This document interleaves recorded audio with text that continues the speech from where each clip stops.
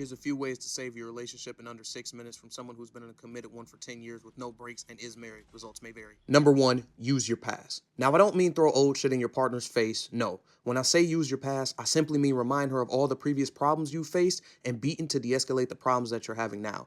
Your old problems are like a savings account that accrue interest through the tenure of your relationship. And once you've moved past the issue, they get deposited and locked away into the vault of your relationship. But what most don't realize is you can go into the vault to use the equity you've accrued as credibility of your unbroken unity to pay for the problems you're having now. For example, let's say you made a big mistake and your partner says they're on the verge of leaving.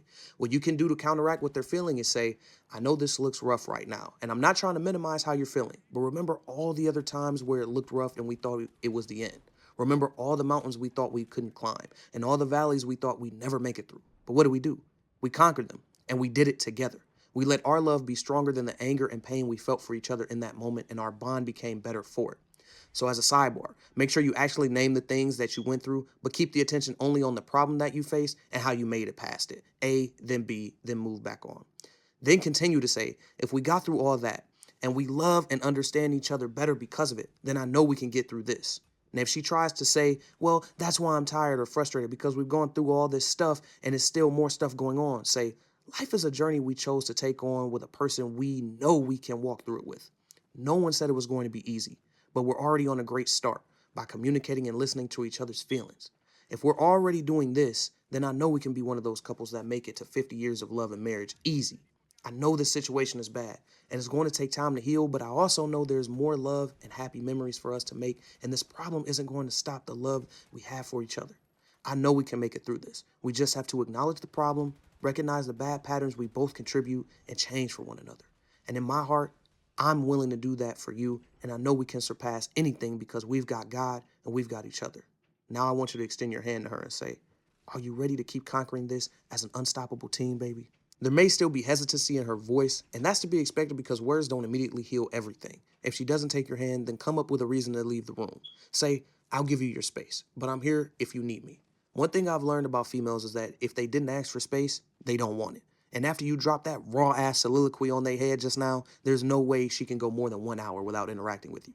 And if you did it the right way, you're going to get your meat slurped as well. Number two, get some space. If you ever reach the point in the argument where the convo isn't going anywhere and you guys start talking a little more louder and getting a little bit more personal with the dialogue, then announce that you need to take a break and walk away. But here's the key. Say that you'll be back to finish the discussion in about 15 minutes. That gives everyone time to cool down and collect their thoughts so that you don't kill each other. And plus, it puts your mind on something else. I read a quote some years back that said the best way to solve a problem is to first focus all of your attention on it, then take a break and do something completely unrelated to the issue, finally come back, and it's usually way easier to find the answer to the problem. It's not weakness or controlling to get space. It's the mature adult way to face the problems at hand. Number three, team versus the problem. At the end of the day, always recognize that it's you and her versus the problem, not you versus her. If you both share this type of mindset going into the argument, then it'll be much easier to diagnose what's really bugging the other person and understand their perspective without either party feeling attacked or unheard. Love is a long and arduous battle, and you may be new to it as well. But if you stick to it and aren't afraid to change the things inside of yourself to make your vision of the future and with the person that you chose a reality, then you'll be better off, more secure, and happier in the end. If you don't remember anything else from this video, remember these two things.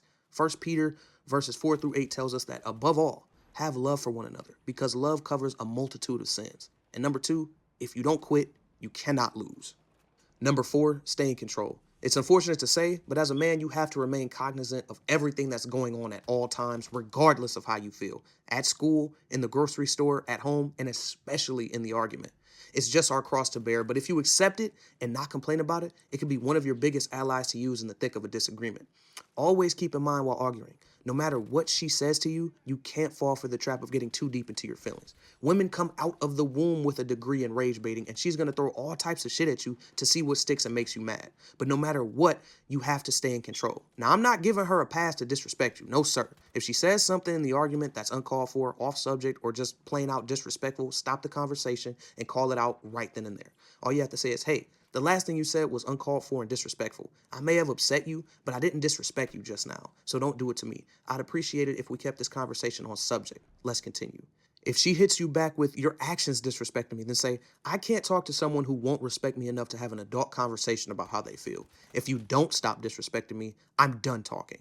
Always remember that you have to remain calm and in control no matter what, like a referee, while still making sure you listen and your feelings are heard as well. It will make the convo go a lot smoother, and she'll respect you more as a man, especially if you mix this in with not raising your voice or swearing during the problem. Remember, there's seldom things women find more attractive than a man that isn't aggressive with them. Number 5, my most useful tip, fuck.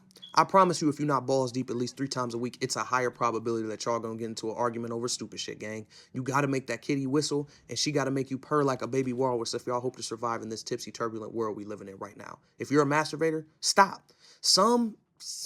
Save some of that freaky shit for your girl, gang. Even if she not adventurous in the bedroom or like to play like she's shy, say you want to try something a little different tonight and say you want to spit in her mouth.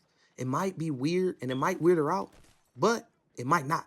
And if not, you in there. And that opens the door to more freaky entanglements in the future. If she's still not going for it, throw that bitch out the window, dog. She belongs to the streets.